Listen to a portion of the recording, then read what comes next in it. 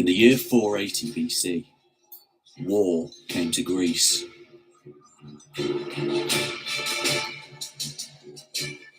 Not the usual squabbling between the regional powers. That myriad patchwork of Greek-speaking city-states, kingdoms, and oligarchies strewn around the seashores of the eastern Mediterranean. No, this threat was something else entirely. A leviathan rolling in from the east. No doubt, many amongst the coalition raised to face this new threat must have cursed their cousins across the sea in Ionia for bringing down this fate upon them. The Ionian Greeks, having rebelled against their new Near Eastern overlords more than a decade earlier, ushering in years of conflict in the process. And now, out in the water, just beyond the horizon of the Greek mainland, a massive army and fleet of ships to match had gathered, the likes of which the Greek world had never seen before. To those defenders, each individual Greek state being able to field a few thousand men at best, the sheer size and composition of this new force must have been near incomprehensible. The Greek historian Herodotus, writing several decades later, claims that over 2.5 million men were present from all nations of the known world. Today, we simply don't know the actual size of the invasion force, though modern scholars tend to estimate the number closer to somewhere between around 100,000 and 200,000 men. Still, a massive force. This was the Grand Army of the Achaemenid Persian Empire. Quite simply, the most powerful state that had ever existed in the history of the world. And in many respects, Herodotus was quite right. This force didn't consist of Persians alone, not by a long shot. To name a few, those present were Medes, Elamites, Babylonians, Phoenicians, Judeans, Egyptians, Bactrians, Scythians, Sogdians, Lydians, Cushites, even Indians from the far-off eastern edge of the known world. Together, these were the subjects of a colossal land empire, stretching from the deserts of Libya in the west to the Indus River Valley in the east, from the steppes of Central Asia in the north to at least the first cataract of the Nile in the south. Many of these contingents of soldiers fought on behalf of their own local rulers, the same elites who still governed their kinspeople at home. Yet, in truth, above all, there was only one king who really mattered. A king of kings, the Shah who sat on the Persian throne. In 480 BC, that man was Xerxes, son of the mighty Darius the Great, one of the greatest administrators in history, and grandson of Cyrus the Great, the warrior lord who brought the world to its knees. For the Greeks, a literate society from whom most of our evidence on the Persians is derived, the situation looked bleak. This last and greatest of the Near Eastern empires of the ancient world was the most successful that the world had ever seen. This was a very different, extremely hierarchical world to that of the Greeks, who saved their prostrations and worship for the gods rather than mortal rulers. Today, across the plains and mountains of the Middle East, the remains of fire altars, monumental architecture, temples, and cities can still be seen. A testament to this long gone by age when all roads led to Persia. The Persians are thought to have worshipped deities of the natural world: water, fire, earth, and above all else, the sky. Their foremost deity being Ahura Mazda, depicted here as a winged guardian. As such, other pantheons could easily be incorporated into their own without offending the subject peoples too much. A stark contrast to brutal empires like the Assyrians before them.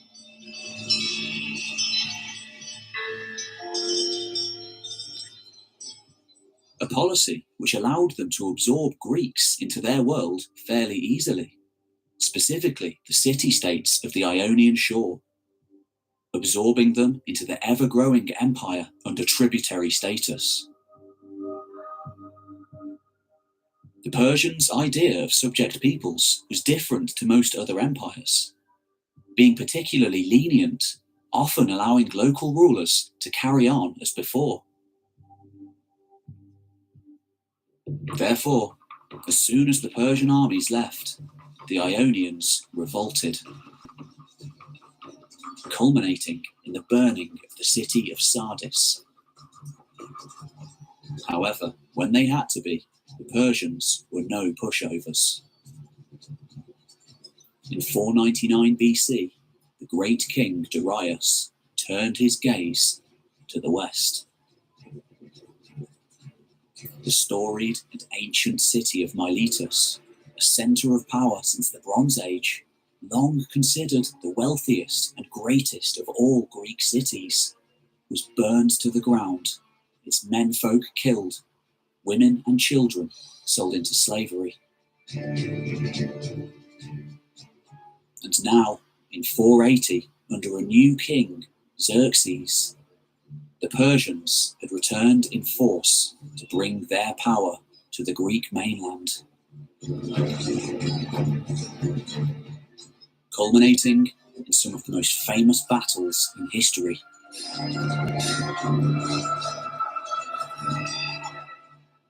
And yet, barely 80 years earlier, few outside of their homeland or the mountains of western Iran had even heard of the people known as the Persians. They didn't have the long and storied histories of other ancient people, such as the Babylonians, Assyrians, Egyptians, or the several other groups who had ruled parts of the Near East before them.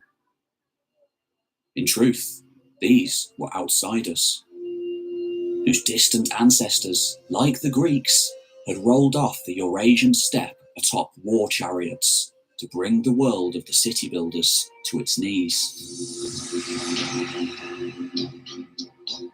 Though relative newcomers on the world stage, the impact of the Persians on the lands that they ruled would change the course of history forever. But who were the Persians? Where did they come from? And how did they build the greatest empire the world had ever seen? Let's go back to the time when Persia ruled the world.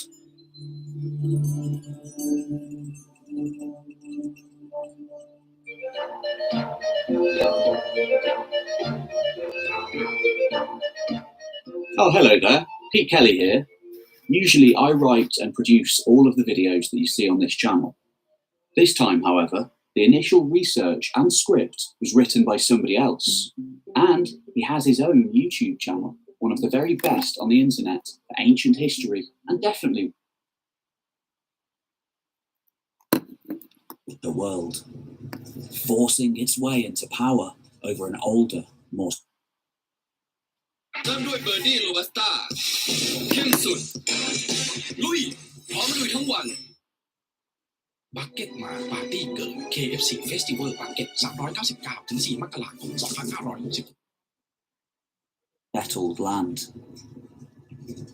First of all we must look at another related Iranian people to the Persians, the Medes. Today, it's thought that the ancestors of both Persians and Medes, who were Indo-European speaking tribes, first started migrating from the steppes of Central Asia to what is today the Iranian plateau sometime in the 2nd millennium BC, leaving in their wake horse gear, chariot accoutrements, bronze weapons, drinking vessels, and even vast archaeological sites. These were pastoralist societies of mobile herders and tribespeople, eventually settling down to farm too. It isn't for 1,000 years that we get written records of these people. For the most part, their stories lost in the mists of time. The first written record of the Medes comes in the year 835 BC, in the annals of the Assyrian king Shalmaneser III, as a people occupying large parts of the areas around the Zagros Mountains. Barbarians on the periphery of his world. It's now thought that this may have simply been the far western extremity of the Median domain. Median territory perhaps stretching all the way to the great salt deserts of central Iran. There's no way to know for sure, as Assyrian sources aren't specific on the matter. The Medes themselves didn't leave behind any written texts or records of their own. What is known is that several Assyrian kings after Shalmaneser also claimed to have fought many campaigns against the restless Medes. We're told that Assyrian forces would regularly march deep into the Zagros Mountains to subdue tribes of Medes, only to have them revolt the following year, forcing the Assyrians back in ever greater numbers. Both Assyrian sources and the later writings of Herodotus portray the Medes as a fiercely independent but disunited people, ruled over by tribal chieftains, each of whom may have controlled a single fortress and several adjacent villages, from time to time coalescing into larger groups and then collapsing again. Tradition has it that eventually the Medes grew tired of both Assyrian attacks and the general lawlessness throughout their land, and so they united together to form a single kingdom. Perhaps having learned the art of statesmanship from their Assyrian and Elamite neighbours, much like Germanic tribes with the Roman Empire. Though his existence cannot be confirmed by archaeology or any other sources, Herodotus writes that eventually the man they chose to lead them was called Deioces. However, it was Deioces' grandson, King Cyaxares, who turned the fledgling Median state into a world power. Allying with the king Nabopolassar of Babylon, as well as Cimmerian and Scythian horse nomads, the two kings took advantage of a crisis of succession and weak rulers in Assyria to launch a two-pronged assault on this ancient superpower, eventually bringing it to its end once and for all, leaving a massive vacuum in its wake. In the aftermath of the collapse of the Assyrian Empire, the two allies split the territories of this mighty empire amongst themselves, with the Babylonians taking most of Mesopotamia and the Levant, whereas the Medes took land in Anatolia all the way to the Halys River on the border with the Kingdom of Lydia. An ancient land that would eventually make its way into Greek legend. For 5 years, King Cyaxares and the Medes fought against King Aliates and the Lydians, with neither side being able to gain the upper hand. Finally, apparently after a solar eclipse that was taken to be a sign the gods were displeased, the two sides made peace in 585 BC. The following year, Cyaxares died, and his son Astyages became king. Outside of Herodotus, there is little information about the reign of Astyages. Overall, though, it seems that the three most powerful kings of the ancient Near East at the time, Nebuchadnezzar of Babylon, Croesus of Lydia, and Astyages of Media, were at peace with one another. Though this would prove to be the calm before the storm. According to Herodotus, one of the Median king's vassals was the kingdom of Parsa, which the Greeks called Persia. Being a closely related Iranian people, the Persians had much in common with the Medes. They had similar customs, religion, and spoke a dialect of the same Indo-European language. It was perhaps for this reason that Astyages married his daughter Mandani to his vassal Cambyses of Persia. It was these two who would become the parents of arguably Persia's greatest ever king, Cyrus II, better known to history as Cyrus the Great.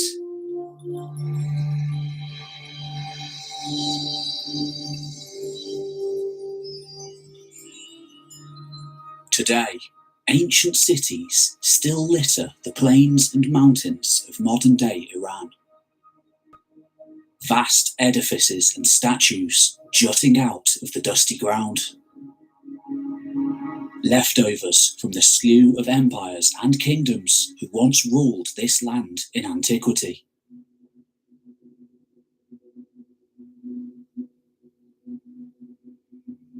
Elamites, Medes, Persians, Parthians, Sasanians, and Arabs all left their mark here.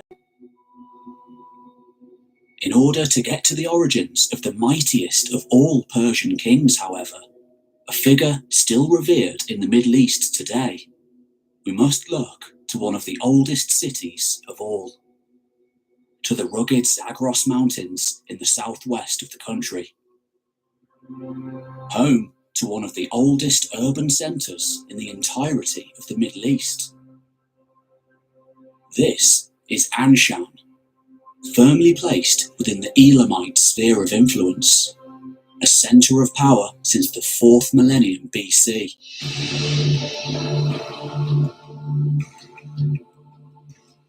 Like the Sumerian cities to the west, by the time Anshan came under Persian rule in the 7th century BC, supposedly captured by the warlord Theospes, it was already a storied and ancient place. And soon enough, it would serve as the capital of a new, fledgling Persian state. For Theospes was the great-grandfather of Cyrus. อิฟลินไฮยาเผยผิวดูโกลใสในแบบคุณที่ดีกว่าเดิมเลยแลกสูบลุ้นโชคทุกซองแจกโชครวมมูลค่ากว่า10 ล้านบาทจอยเลย And as far as he was concerned, the progenitor of his royal house. Yet, nonetheless, this is a period steeped in the mists of time, with very little concrete evidence to go on. There are many stories regarding Cyrus's birth and upbringing, most appearing to be more legend than fact. Indeed, many of these tales come from later Greek and Roman writers, such as Herodotus, Ctesias, Xenophon, and Arrian, outsiders looking in. And they disagree on several of the major events and details of his life. For example, Herodotus writes that the last king of the Median Empire, Astyages, was Cyrus's grandfather, while Ctesias, a 5th century Greek writing at the Achaemenid court, claims that there wasn't actually any familial relationship between the two. What the accounts do agree on, as well as writing from neighbouring Babylonia, is that whether they were related or not, the young Cyrus, clearly an able politician and capable military leader, was able to overthrow Astyages by around 550 BC, becoming the king of a unified Persian Median state. According to the Greek geographer Strabo, it was on the site of his victory over the Medes that Cyrus established his new royal capital of Pasargadae, an especially important site for hundreds of years to come.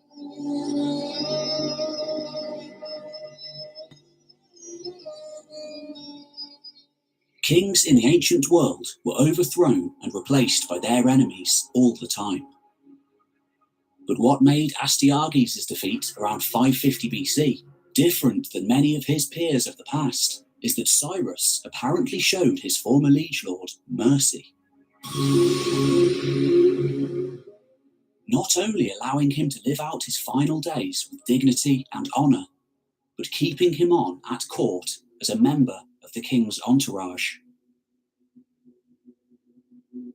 Though this was likely not the first time that a king had been showed mercy by an enemy, such events were rare, particularly between rivals in the ancient world.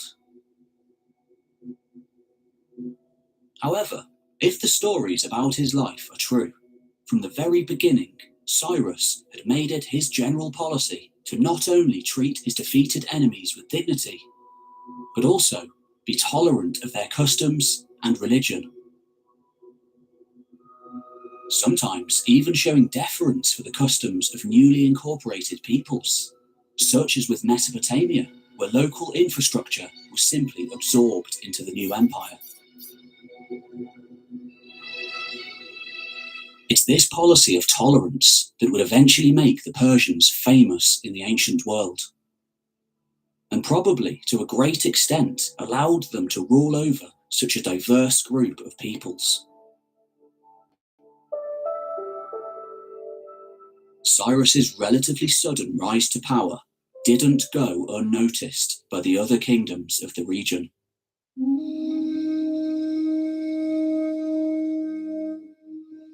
Especially the superpowers of Lydia and Babylon. Both had treaties with Media and Astyages, a respected king, not the Persian Cyrus, who they viewed as a usurper of the Median throne. The Lydian king, Croesus, famous in future generations as an incomprehensibly wealthy ruler, confident after victories against the Greek city-states to his west, sought to put an end to the upstart empire now bordering him to the east.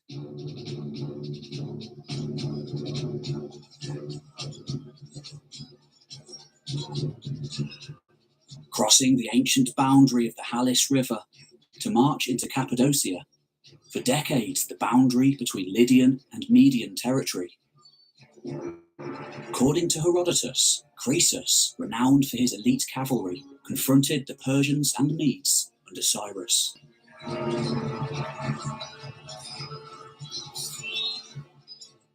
Ultimately, the battle was a stalemate, and as the campaigning season drew to a close, Croesus decided to fall back to his capital of Sardis, far to the west. Not thinking for a moment that Cyrus would continue to pursue him across western Anatolia, a huge gamble for a new king. How wrong he was. Not only did Cyrus pursue the Lydians, a campaign that could easily have cost him his life, but after a battle and a short siege at the Lydian capital, he succeeded in capturing and absorbing the entire kingdom as a new province in his empire.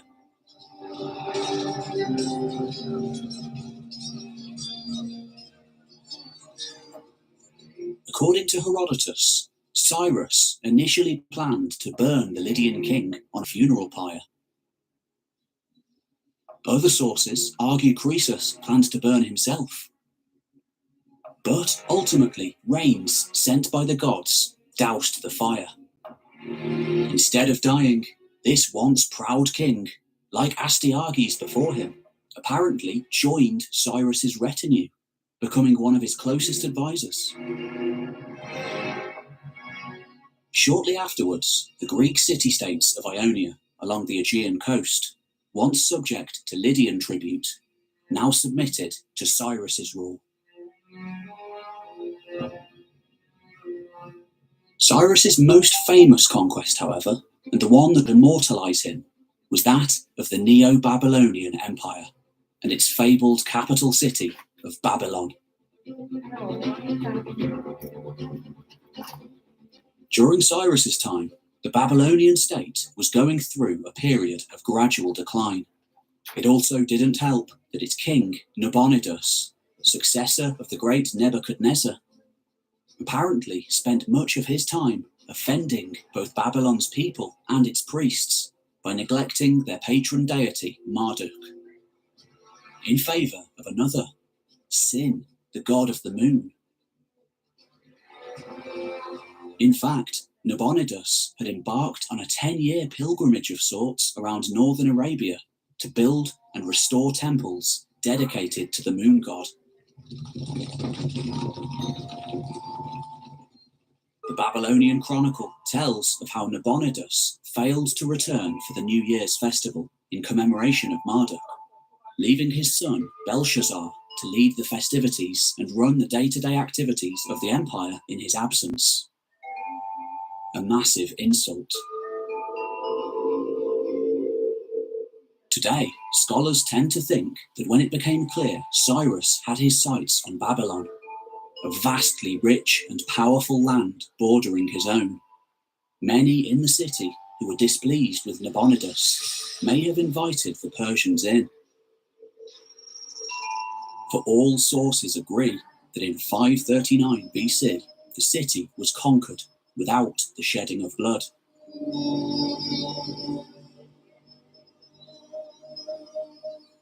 Just like his other conquests, Cyrus treated the citizens of Babylon with kindness and was tolerant of their religious practices, even masterfully portraying himself as Marduk's chosen representative, in direct opposition to Nabonidus.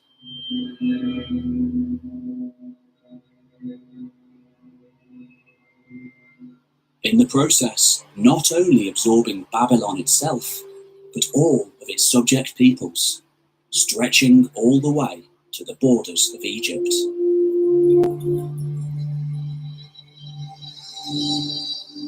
It was during this time that Cyrus famously freed the Jews, who had been exiled in Babylonia since the time of Nebuchadnezzar nearly 60 years prior, not only permitting them to return to their homeland, but helping to rebuild the Jewish temple in Jerusalem. Passages from the Bible's Book of Ezra, where the Persian king is reportedly speaking in the first person, underscores Cyrus's kindness towards his new Jewish subjects. Thus says King Cyrus of Persia, "The Lord, the God of heaven, has given me all the kingdoms of the earth, and he has charged me to build him a house at Jerusalem." เริ่มด้วยเบอร์ดี้โรบัสต้าเข้มสุดลุยพร้อมลุยทั้งวัน Judah, any of those among you who are his people, may their God be with them, are now permitted to go up to Jerusalem in Judah and rebuild the house of the Lord, the God of Israel. He is the God who is in Jerusalem.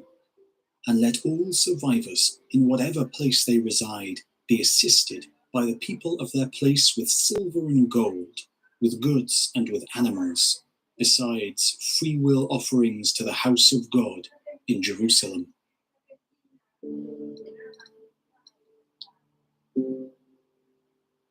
For centuries, such biblical passages, along with testaments to Cyrus's benevolent nature in Herodotus's histories and Xenophon's Cyropedia, were dismissed by many historians as being simply legends that were compiled decades, if not centuries, after the Persian king's death. Then, in 1879, a clay foundation cylinder with cuneiform writing on it was found amongst the ruins of ancient Babylon.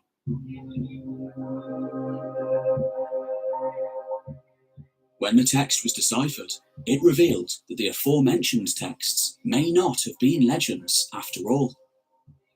Written shortly after his conquest of Babylon, the text of the cylinder tells how Cyrus was the chosen agent of Marduk, sent to bring peace and justice to the land. Part of it, purporting to be in Cyrus's own words, states the following: I am Cyrus, king of the universe, the great king, the powerful king, king of Babylon, king of Sumer and Akkad, king of the 4 quarters of the world. Son of Cambyses, the great king, king of the city of Anshan, descendant of Tespes, the great king, king of the city of Anshan. My vast troops were marching peaceably in Babylon, and the whole of Sumer and Akkad had nothing to fear. I sought the safety of the city of Babylon and all its sanctuaries. As for the population of Babylon, I soothed their weariness. I freed them from their bonds. Marduk, the great lord, rejoiced at my good deeds. I sent them back to their places, to the city of Ashur and Susa, Akkad, the land of Eshnuna, the city of Zamban, the city of Meternu, Dur, as far as the border of the land of Guti, the sanctuaries across the river Tigris, whose shrines had earlier become dilapidated, the gods who lived therein and made permanent sanctuaries for them. I collected together all of their people and returned them to their settlements. And the gods of the land of Sumer and Akkad, which Nabonidus, to the fury of the Lord of the gods, had brought into Shuana. At the command of Marduk, the great lord, I returned them unharmed to their cells, in the sanctuaries that make them happy.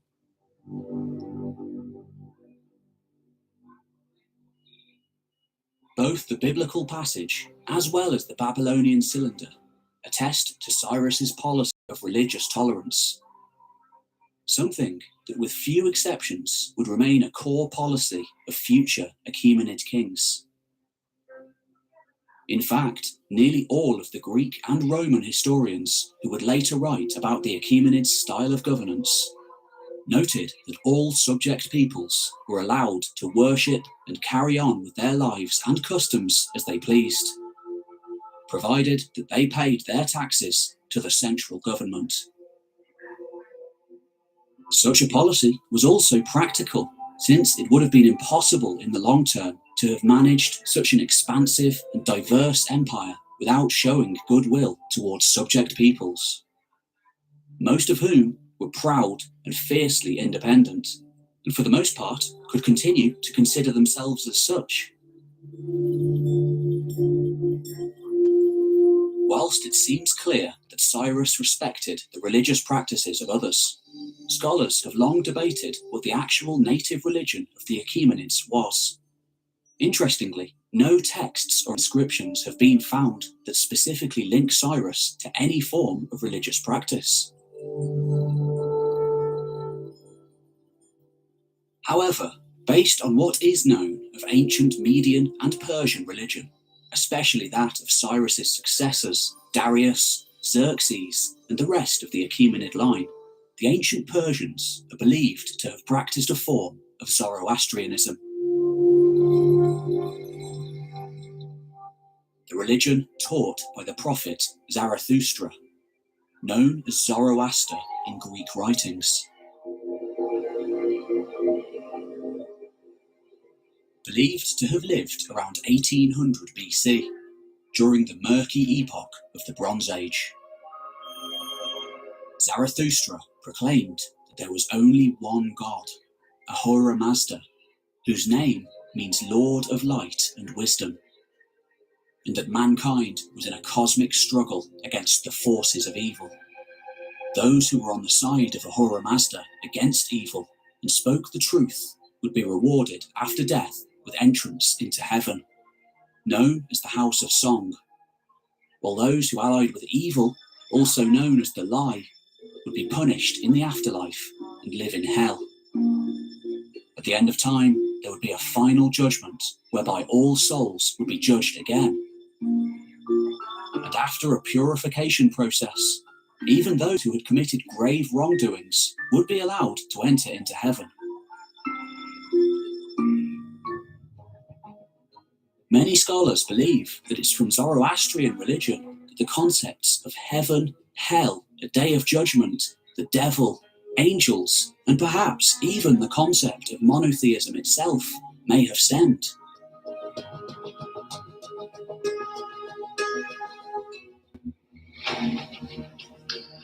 Towards the end of his reign, having achieved the greatest territorial expansion ever yet seen in history, Cyrus continued to expand his state, leaving his son and crown prince Cambyses as king in Babylon. The great king began conducting campaigns into what is now Central Asia, perhaps seeking to control the lucrative trade routes crisscrossing Eurasia, and also to protect his borders from outside attack, resulting in the incorporation of a number of eastern lands into his now ever-expanding state. He also had plans to conquer Egypt, though this was a dream that Cyrus himself was not able to achieve.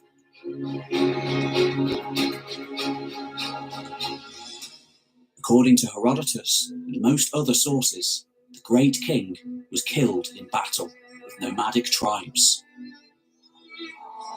most likely Scythian horse nomads, along his empire's northeastern frontier.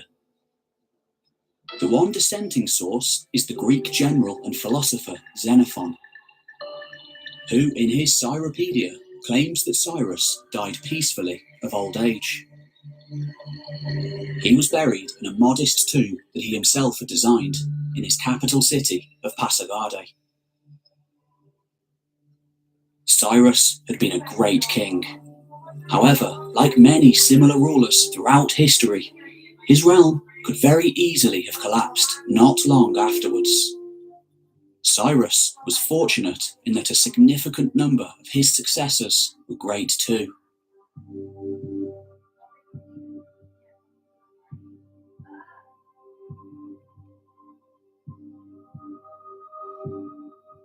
Near the city of Kermanshah in western Iran, a vast multilingual inscription and rock relief stand immobile on the landscape, dwarfing those who come to look at them.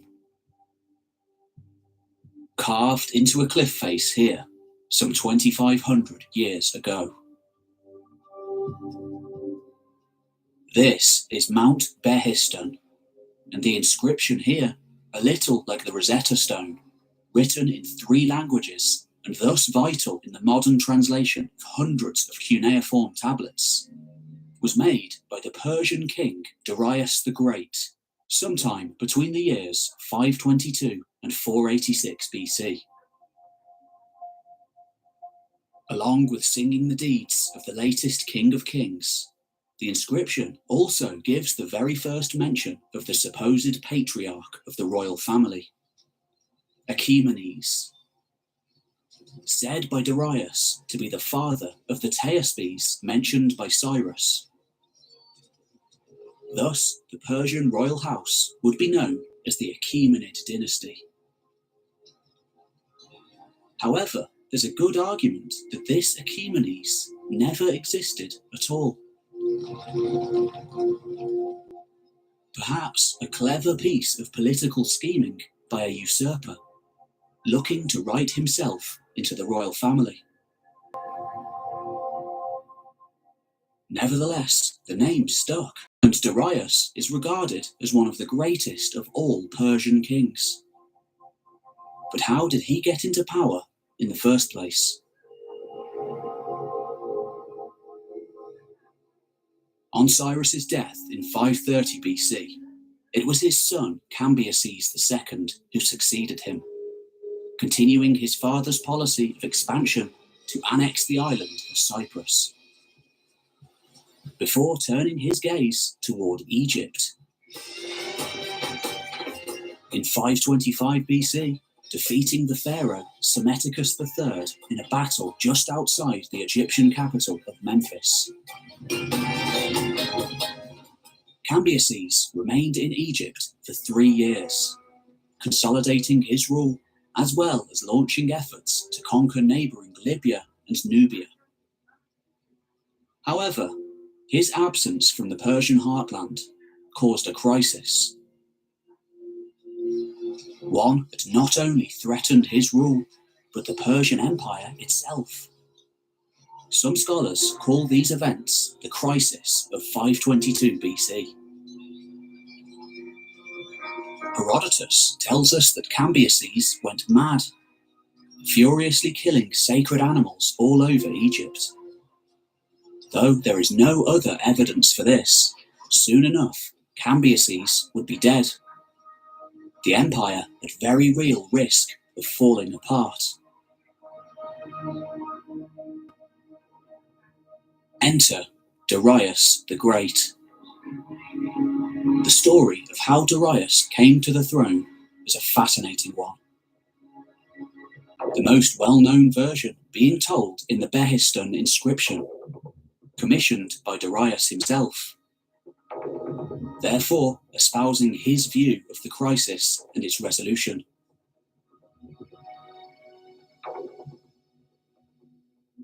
According to Darius, Cambyses had a brother named Bardia, whom he slew in secret before embarking on his Egyptian campaign. We're not told the motive, but it's assumed that his reason was to prevent Bardia from possibly usurping the throne in Cambyses' absence.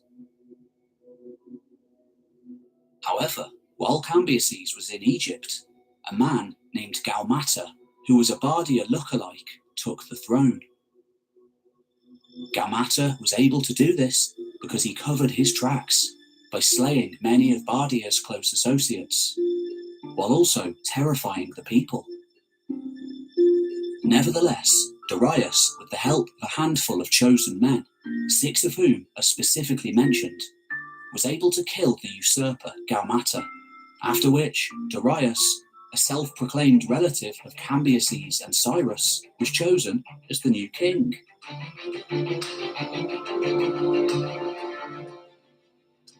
It's a great story, and it may well be true.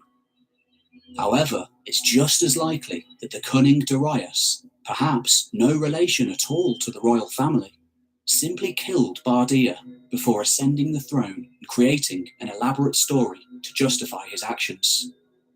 Maybe even creating a common ancestor to link him to the royal house. Whatever the truth, the Achaemenid dynasty was born, and every king to follow would be a descendant of Darius, whether or not they were related to Cyrus. Of course, when he assumed command, Darius had an especially difficult task ahead of him.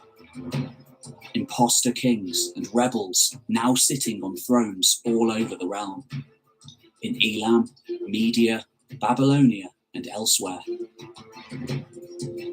Apparently an extremely capable military commander, perhaps belying his true identity as a general. Darius claims that with his allies, he was able to put down every single rebellion, being victorious in 19 battles, all within the space of a single year.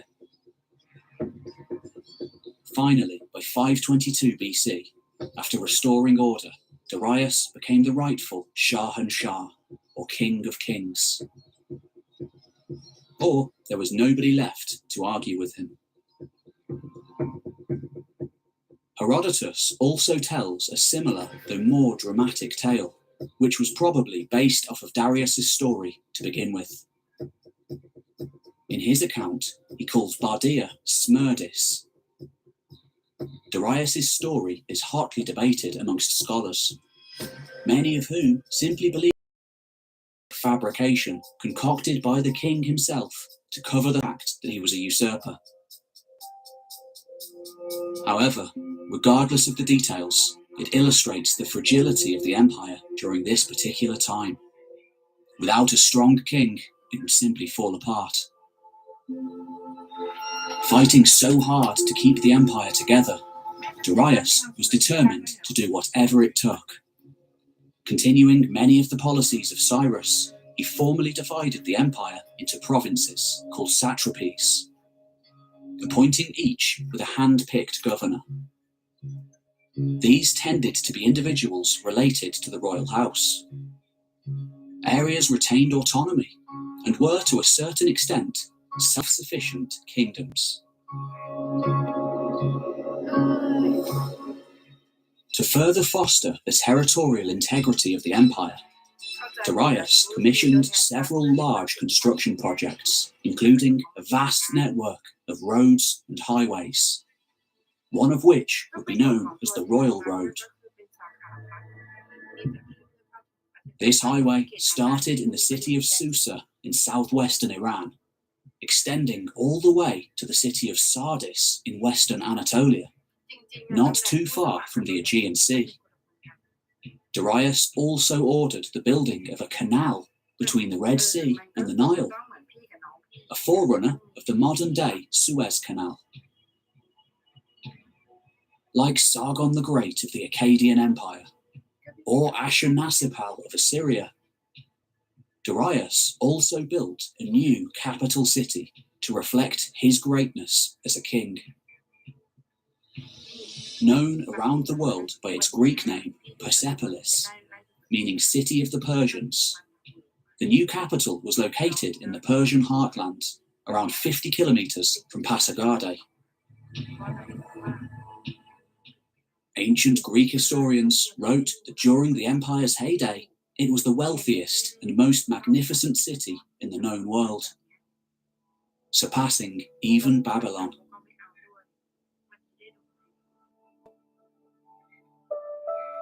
Finally, with order restored throughout the realm, Darius launched new military campaigns to expand the empire's borders, including new lands in Central Asia and territories in the east up to the Indus River in what is now Pakistan. However, it's his campaigns in Greece, the start of what would become the Greco-Persian Wars, that have gained the most attention as well as notoriety in the Western world. In 499 BC, and with help from Athens and Eritrea, the Ionian Greeks along the Aegean Sea revolted against their Persian overlords. The rebels made it as far as the city of Sardis, former capital of the Lydian kingdom, which they sacked and burned. It was a short-lived victory, however, and by 493, the rebellion was crushed. In order to prevent future attacks from the Greek mainland, Darius launched a campaign to punish Athens, Eritrea, and any other troublemakers. In 492 BC, a Persian force seized Thrace and Macedonia, but aborted the attack on Athens due to bad weather conditions and hostile local tribes. By 490, however, the Persians crossed the Aegean Sea, capturing several islands before landing on the mainland. There, they were defeated by Greek forces on the plains of Marathon.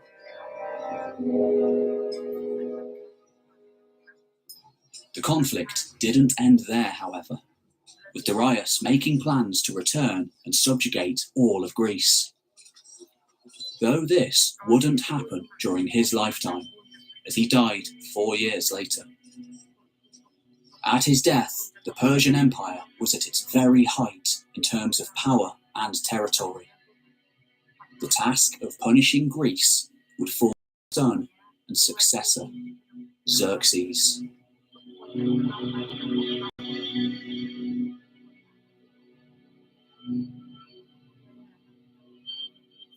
In the West, Xerxes remains probably the most famous Persian king of all.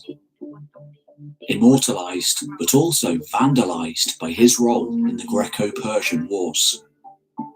Most notably, his defeat of the 300 Spartans at the Battle of Thermopylae, portrayed most recently by the Hollywood movie 300. In Persia, Xerxes was remembered as great, second only to Cyrus and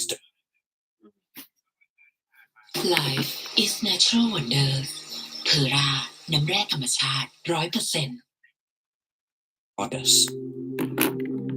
It goes without saying that Greek society was a very different one to that of the Persians, a people who favoured oral tradition over the written word, much of which has either been lost or distorted over time. Therefore, for the most part, when it comes to Xerxes, ruling over the greatest empire in the world at its very height, the story is told from his enemy's point of view. Yet, because these sources do exist, we can arrive at a picture of his life nonetheless.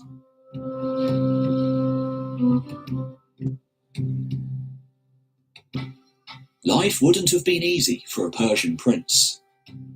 Raised by eunuchs, at age 7, according to a later Greek source, Xerxes would have been taught to ride and hunt. At age 14, teaching would begin, instructing him to be wise, just, prudent, and brave.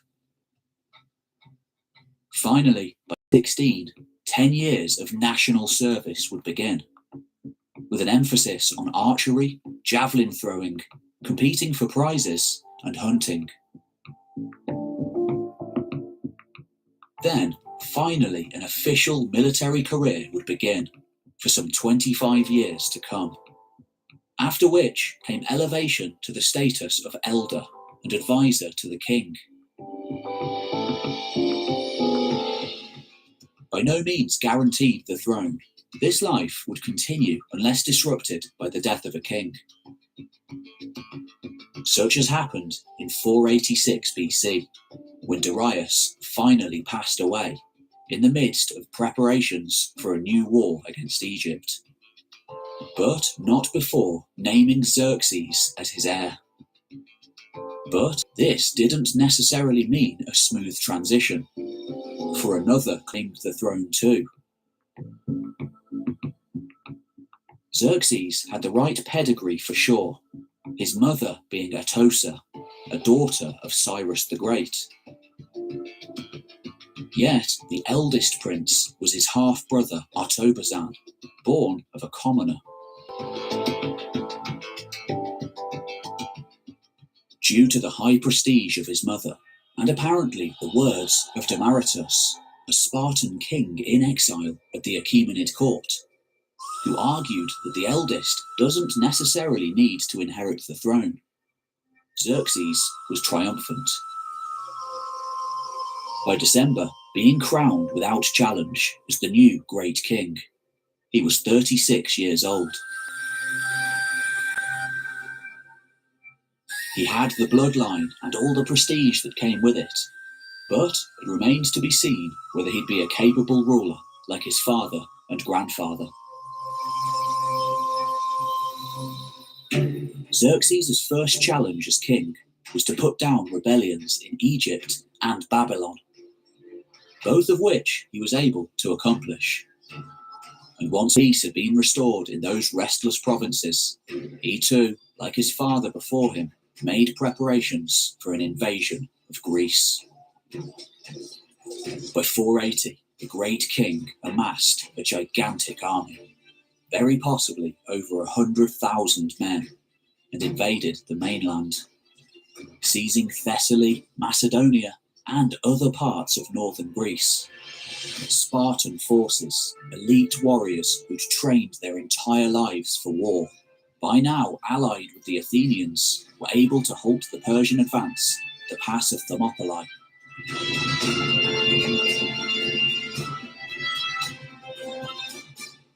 Before, eventually, they were defeated by the numerically superior Persian force. The sacrifice of the Spartans was not in vain, as it gave the Athenians time to escape. When Xerxes' army reached Athens, save for a few defenders, they found the place more or less abandoned, its people living to fight another day. Xerxes put the city to the torch, but he could not kill its population.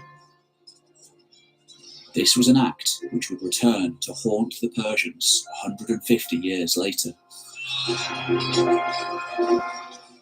The next major confrontation took place at Salamis, where a Greek fleet, possibly aided by the weather, won a decisive victory, destroying Persia's superior naval capabilities. It's these two battles, Thermopylae and Salamis, that future Greek writers and historians such as Herodotus would cite as being momentous events that were turning points in the history of Greece. The war didn't end there, however. While Xerxes returned to Persia to oversee matters elsewhere in his massive state, he left a sizable Persian force in Greece under the command of his trusted general, Mardonius, a force to be reckoned with since the time of Darius. In 479 BC, Mardonius attacked the region of Attica, engaging with Greek forces at Palatae. The battle remained a stalemate until Mardonius, fighting in the thick of the action, was killed, throwing his forces into disarray and forcing the Persians to retreat back to Asia. After this second great defeat, no future Persian force would ever land on the Greek mainland again. These military conflicts in Europe had taught the Persians that the Greek city-states, though divided amongst themselves, would unite against a foreign aggressor. And so, the Persian kings, long having allied with Greek rulers on occasion, adopted a strategy of using the near unlimited financial resources of the Persian state to create diplomatic alliances with select city-states and to support them against their local rivals. This strategy of divide and rule worked, and within a few years, the Greek city-states were back to fighting amongst themselves, posing little threat to Persian interests in the region. It would take an especially powerful and cunning ruler to unite the Greeks, a ruler to rival Cyrus. In the 5th century BC, no such figure existed, and few would have predicted that one ever would.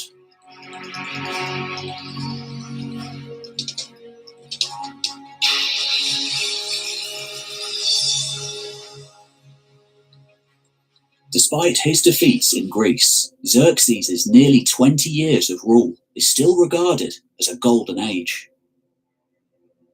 By 465 BC, however, this would change.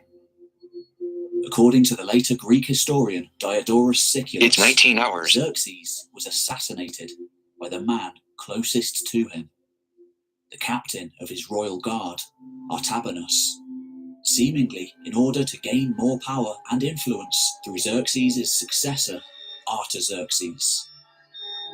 Instead, the new king, whether he'd been in on the plan or not, had Artabanus killed. For 40 years to come, Artaxerxes ruled over a time of stability and peace for the Persian Empire. Yet, the empire had stopped growing, and future kings wouldn't be so lucky. Much was changing in the Greek world to the west, and more Greek generals, such as Themistocles, would involve themselves in the affairs of the Persian state. In truth, not much is known about Artaxerxes' reign, although we do know that his successor, Xerxes II, occupied the throne for a mere 45 days, before he too was cut down by the assassin's blades. Without clear guidelines for royal succession, the rot of factionalism was beginning to seep in. According to Ctesias, a struggle soon broke out between Xerxes' brothers, Sogdianus and Ochus, with the latter eventually winning out, assuming the throne in 423 BC as Darius II. Again, not much is known about Darius' reign. A Median rebellion in 409 BC is mentioned by Xenophon. And generally tensions with certain Greek factions began to rise, breaking out into all-out war with Athens on a few occasions. So much so that he is remembered as Darius Nothos, or Darius the Bastard. Following Darius' death in 404 BC, a full-scale civil war broke out between Darius II's son and successor, Artaxerxes II, and another son known as Cyrus the Younger. Supported by thousands of battle-hardened Greek mercenaries, notably under the Athenian general and historian Xenophon, who would record the ensuing events for posterity. In 401 BC, the two sides finally engaged near the small town of Kuxana on the Euphrates River. When Cyrus was killed, however, by one of Artaxerxes' champions, his faction quickly fell apart. Artaxerxes II became the new king, and the 10,000 Greeks had to march across the empire to get home.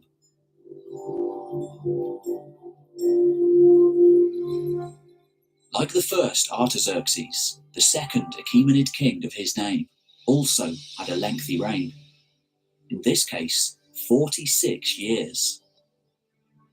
Though for once there may have been some stability within the Achaemenid household, his reign also had its setbacks. For example, the loss of Egypt had to be contended with, and there are few records of any Persian expansion in any other direction. Artaxerxes II, however, was able to manage Greece by continuing the Persian policy of divide and rule, of supporting one city-state against another. Still, he was no Cyrus or Darius, and upon his death in 359 BC, one of his sons succeeded him, taking the name Artaxerxes III.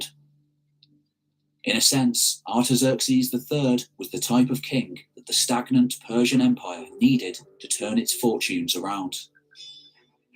Whereas his father had lost Egypt, Artaxerxes successfully brought it back into the fold, as well as suppressing rebellions in Phoenicia and Cyprus.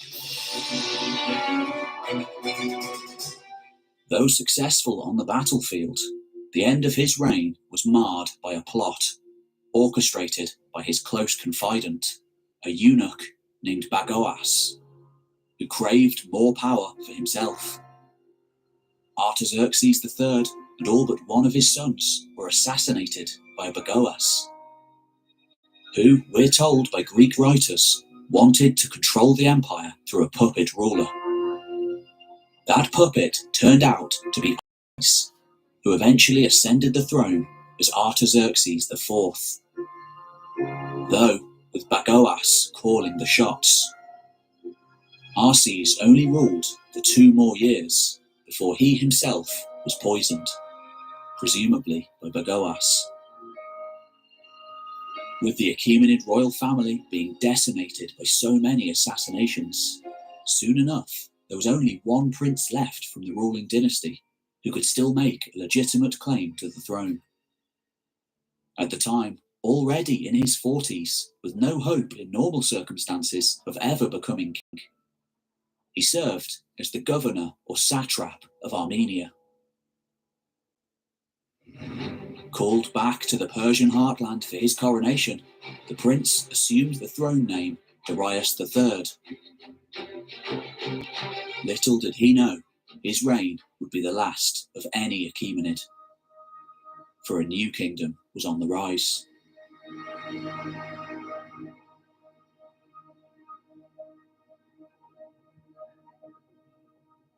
By the time Darius III became the new King of Kings in 336 BC, news of internal strife and regicide plaguing the ruling Persian house had reached all the way across the Western Sea to the mountain kingdom of Macedonia, a warlike realm on the periphery of the Hellenistic world.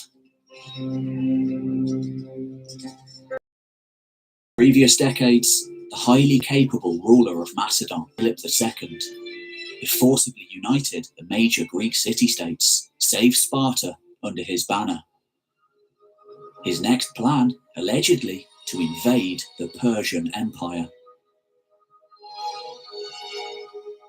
But Philip had made many enemies over the years. And that was when the assassin's blades cut him down too. He was succeeded by his son, just 18 years old, but already a tested general. His name, of course, was Alexander. By 336 BC, the highly efficient imperial system of administration that had been started by Cyrus the Great and perfected by Darius I now suffered from gross mismanagement and corruption. The satrapies, especially Babylonia and Egypt, were restless, burdened by heavy taxes. This, coupled with the instability and bloodletting within the royal family, led to a situation ripe for invasion.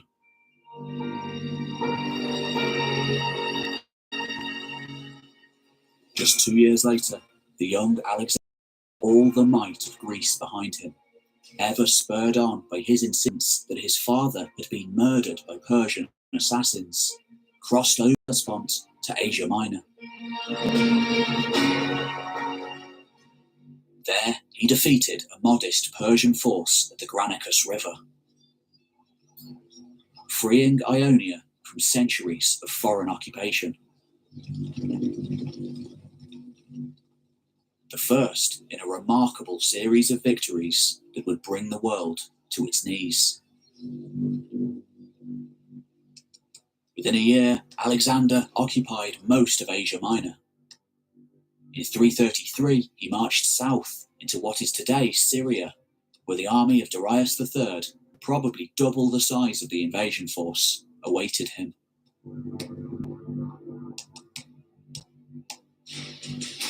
Near the town of Issus, on a narrow coastal plain, bounded by mountains and the sea, they met there in November.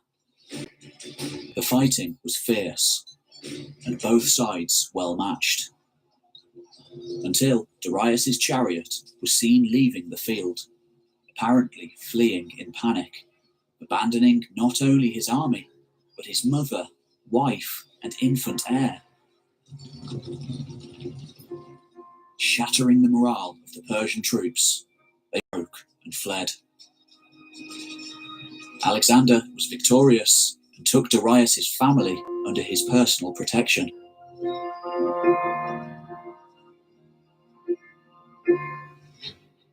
Of course, he didn't stop there, continuing south along the Mediterranean coast, facing strong resistance only at Tyre and in Gaza before venturing on to Egypt.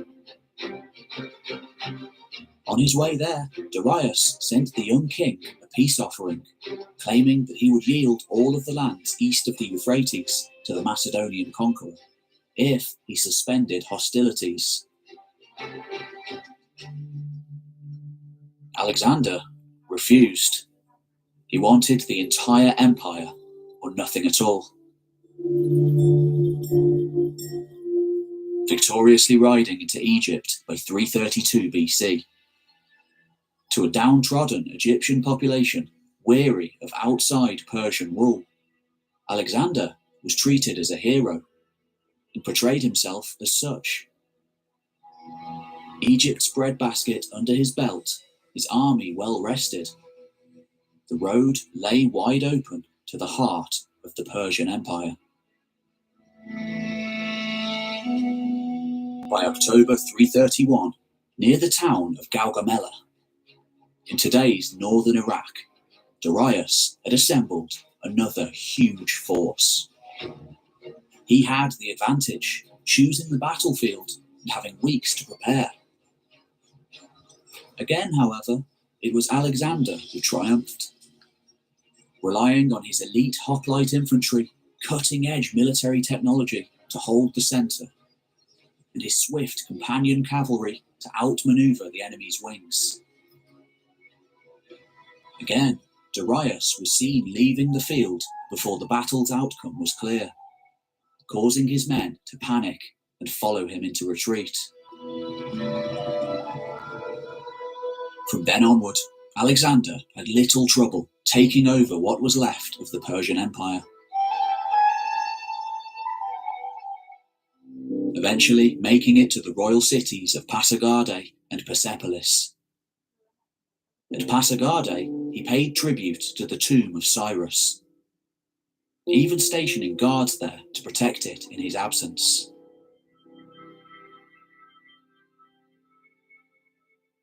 Persepolis, though, was a different matter. There, Alexander's men are said to have taken 3 months in order to empty the city of its vast treasures. After this, reportedly during a night of drunken revelry, and perhaps at the instigation of a Greek courtesan, Alexander set the city on fire, burning a good part of this magnificent capital to the ground. Some say this was in revenge for Xerxes' burning of Athens 150 years earlier. Regardless, the burning of Persepolis symbolized the end of the Achaemenid ruling house and the glorious empire they had presided over, which now was mostly in the hands of Alexander and the Greeks.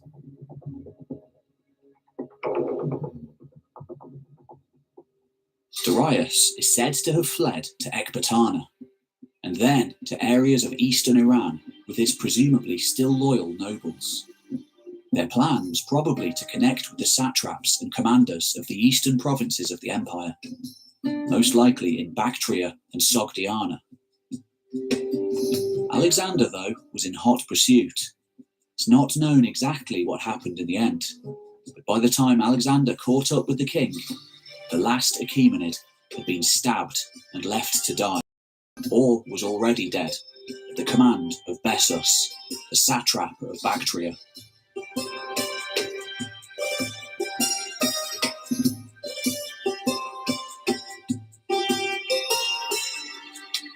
And so, in the summer of 330 BC, the Achaemenid line officially came to an end. Alexander is reported to have given Darius a royal burial. As for Bessus, he declared himself to be Darius' successor, attempting to make peace with Alexander, thinking that the latter might reward him for killing his former king. Alexander rejected the offer, and according to the historian Quintus Rufus, had Bessus arrested, tortured, and then killed for betraying his rightful king. In the end, Alexander continued to campaign into Central Asia, before arriving in what is now India, conquering lands beyond those ever secured by the Persians. He probably would have gone further, but his men were tired of fighting and demanded that they return home. Facing a mutiny, Alexander marched west back to Babylon, where eventually he died in 323. Unlike Cyrus's empire, Alexander's fell apart almost immediately after his death. with his generals fighting over the spoils and eventually dividing it up amongst themselves. The cultural impact of the conquest, however, was immense. With the descendants of these generals still being in control hundreds of years later, whilst Hellenization occurred all over the lands of the former Persian state, and cities named for Alexander built as far afield as Egypt and Afghanistan. As for the Persians, they carried on under several dynasties, most notably the Seleucids and the Parthians, until another native Persian dynasty, the Sasanians, would come to power in the year 224 AD. The Achaemenid Empire, though, remained the model that was followed by these and other dynasties, as they tried to manage diverse groups of people and nations with different customs, languages, religions, and laws under a single ruler, in a world that was becoming ever more interconnected and ever more complex. If you'd like to hear more about this world, then why not subscribe for much, much more. You've been watching History Time. Let me know what you think in the comments. Why not share with a like-minded friend? And I'll see you on the next one.